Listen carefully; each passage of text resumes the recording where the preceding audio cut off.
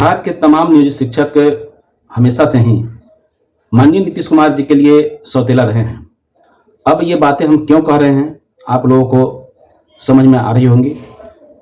अब चूंकि जिस तरीके का फैसला सरकार का आया है, जिस तरीके से सरकार के जो शिक्षा विभाग है उसने पत्र जारी किया है, जिसमें बिहार के नियोजित शिक्षकों को बीपीएससी शिक्षकों से जूनियर बताने का काम किया है।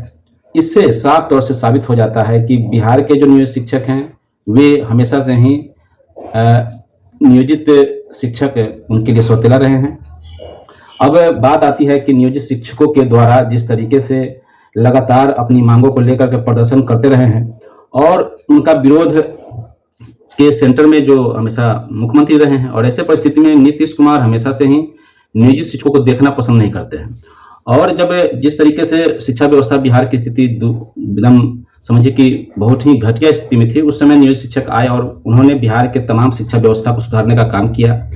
और जब विभाग का शिक्षा व्यवस्था चरम पर पहुंचाने का काम शिक्षकों ने किया, तब जाकर के अब सरकार से लगातार जब शिक्षक अपनी मांगों को मांगते रहे हैं, लेकिन आम जनता को खुश करने के लिए सरकार हमेशा से ही नियोजित शिक्षकों को कमतर आंकती रही है। नियोजित शिक्षकों को हमेशा से ही हाशिए पर रखने का काम किया, विभिन्न सभाओं में नियोजित शिक्षकों को बदनाम करने का काम किया, और नियोजित शिक्षकों की बदनामी हर स्तर से, चाहे मीडिया हो, सोशल मीडिया हो, हर जगह नियोजित शिक्षकों को बदनाम करने का काम किया गया।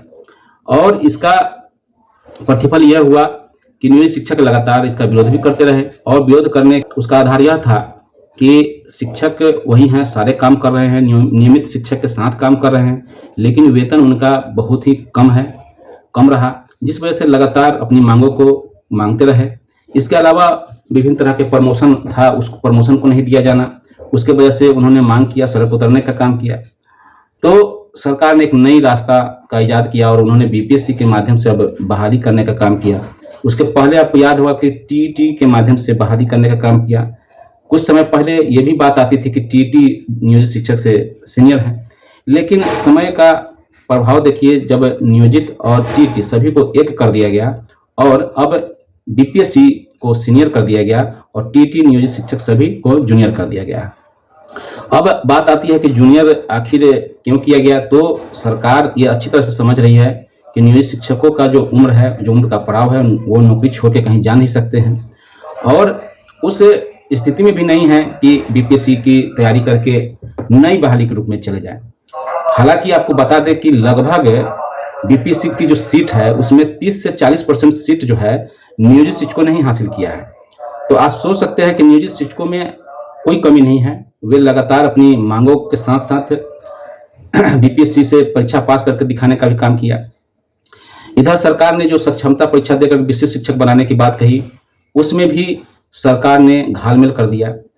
वहां पर सर्विस जो था 20 साल, 15 साल या 18 साल जो भी सर्विस था पूर्व का, उसे जोड़ने का काम नहीं किया और नई सर्विस मान करके उसे बहाली करने का काम किया। और जब परीक्षा में 1,83,000 शिक्षक पास कर गए हैं, अभी उसका काउंसलिंग चल ही रहा है, फिर दूसरे चरण में शिक्षकों ने भी देखा कि कोई उपाय है नहीं सरकार के समक्ष, सरकार को साबित करना पड़ रहा है कि हम लोग सक्षम हैं कि नहीं हैं, तो इसके लिए उन्होंने भी परीक्षा दे दिया। प्रधान शिक्षक में भी अच्छे खासे शिक्षक ने भाग लिया है और लगभग शिक्षक उसमें पास करने का काम करेंगे, क्योंकि लगभग 70 से 80,000 शिक्षक ने परीक्षा में भाग लिया और लगभग 40,000 सीट है वो फुलफिल करने का काम करेंगे।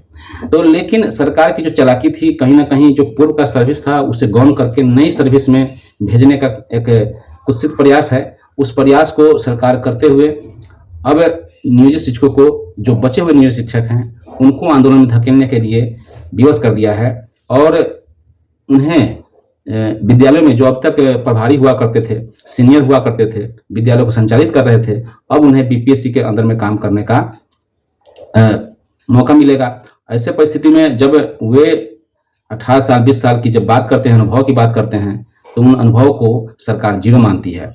तो ऐसे परिस्थिति में एक आंदोलन तेज होना स्वाभाविक है। अब बीपीएससी शिक्षकों का अपना तर्क है कि वे लोग सीनियर हैं, वे लोग ज़्यादा जानकारी रखते हैं, ज़्यादा अपने आप को शिक्षा के प्रति समर्पित मानते हैं, जबकि ऐसी बात नहीं है। आज विद्यालय का जो विकास हुआ है, पूर्व से लड़ाइयाँ जो होती आई हैं, सरकार ने जो सुधार किया है, कहीं ना कहीं उसमें नियोजित शिक्षकों का देन है। नियोजित शिक्षकों ने लड़ करके आज बीपीएससी बहाली जो आज हुई है, कहीं ना कहीं उसके पीछे का कारण भी नियोजित शिक्षक हैं। लगातार शिक्षक लड़ते रहे, समान काम समान वेतन की लड़ाई लड़ते रहे, अपने अधिकारों के लिए लड़ते रहे, और आज इसका फलाफल बीपीएससी को मिलना शुरू हो गया। लेकिन नियोजित शिक्षक को दरकिनार कर देना यह कहीं से भी उचित नहीं है। आप लोग बताइए कि कहां तक ये उचित है या कहां तक गलत है। कमेंट के माध्यम से अपना बहुमूल्य सुझाव जो है देने का काम कीजिएगा।